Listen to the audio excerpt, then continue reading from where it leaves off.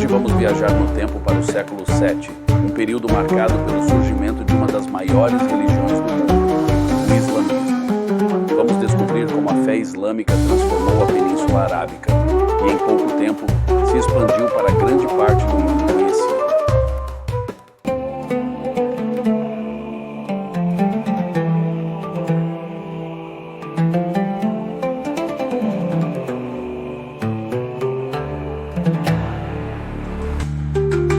No início do século VII, a Península Arábica era habitada por diversos povos e tribos, muitos deles nômades, que sobreviviam no deserto. Embora Meca e Medina fossem centros de comércio importantes, a região era predominantemente politeísta, com cada tribo adorando suas próprias divindades. No entanto, essa realidade estava prestes a mudar radicalmente. Em meio a esse cenário de diversidade religiosa, nasceu Maomé, em 570 d.C., na cidade de Meca. Órfão desde muito jovem, Maomé cresceu como um homem respeitado, conhecido por sua honestidade.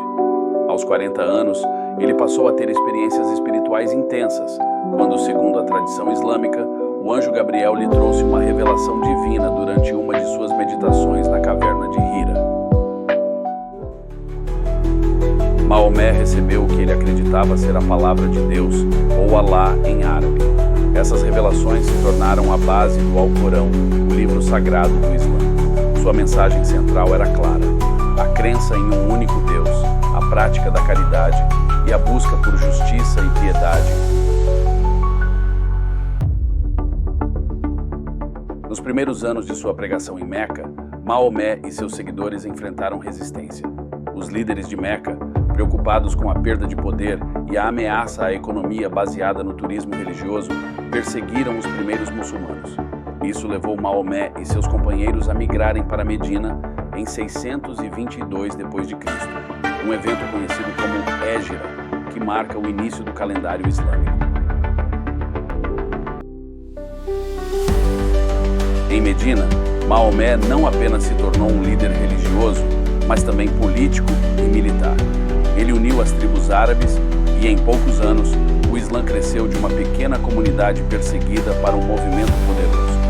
Em 630 d.C., Maomé e seus seguidores voltaram a Meca vitoriosos, estabelecendo o Islã como a religião dominante. Após a morte de Maomé em 632 d.C., o Islã continuou a se expandir rapidamente. Sob a liderança dos primeiros califas, o Império Islâmico cresceu para além da Arábia, alcançando a Pérsia, o Egito e até partes da Península Ibérica. Em pouco mais de um século, o mundo muçulmano se estendia da Índia até a Espanha.